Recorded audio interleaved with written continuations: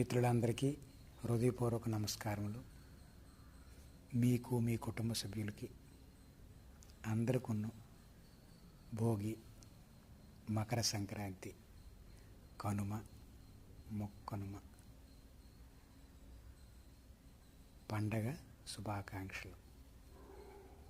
మనకి ఈ శుభదినాన మనము కొత్త పంటలన్నీ ఇండ్లకి చేరుతాయి. అవన్నీ మనం విక్రయించి ఆ ధనాన్ని సంపదన పొంది కొత్త బట్టలు కొనుక్కొని మనకున్నటువంటి మన మీద ఆధారపడినటువంటి వాళ్ళందరికీ మనం పెద్దలకి చక్కగా బట్టలు చూపించి, పంతుల్ని పిలిచి, జంగాల్ని పిలిచి పొత్రలు ఇస్తాం.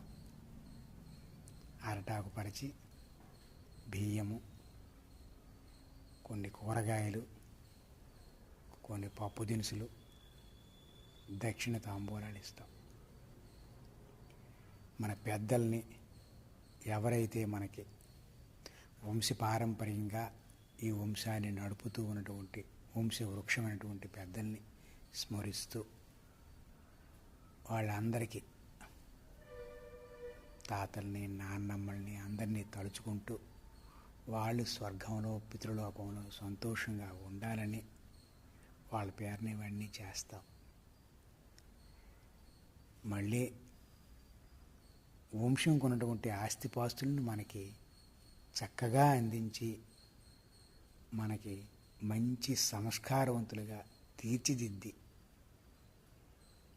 ఈ ప్రపంచంలో మన నడవడి అంటే వాళ్ళు ఎలా నడుచుకున్నారో అలా నడిపించి మనల్ని ఇంతవరకు ఉత్తీర్ణులు చేసినటువంటి నిజస్వరూపమైనటువంటి భగవత్స్వరూపులు. ఎవరికైతే అమ్మా నాన్న ఉన్నారో వాళ్ళు చాలా అదృష్టవంతులు. తాతయ్య, నానమ్మ ఉన్నారు, ఇంకా అదృష్టవంతులు వాళ్ళు. వాళ్ళకి సేవ చేసే ఇది మీకు దొరికింది. ఎందుకంటే ఈ గుళ్ళు, గోపురాలు, పూజలు, పునస్కారాలు ఎన్నెన్నో వాళ్ళు మనకు చెప్పినవి కదా. వాళ్ళకే సేవ చేస్తే స్వయంగా దేవుడు చేసినట్టే. స్వయంగా ఆ లక్ష్మీనారాయణులకి, పార్వతీ పరమేశ్వరులకి మీరు నమ్ముకున్న దేవుడు చేసినట్టే. వాళ్ళందరికీ తలుచుకుంటూ సకల ఆయురారోగ్యాలతో ఎప్పుడు అష్టైశ్వర్యాలతో తొలతోవాలని మా కోరిక. అందరికీ నమస్కారం. పునః పండగ శుభాకాంక్షలు.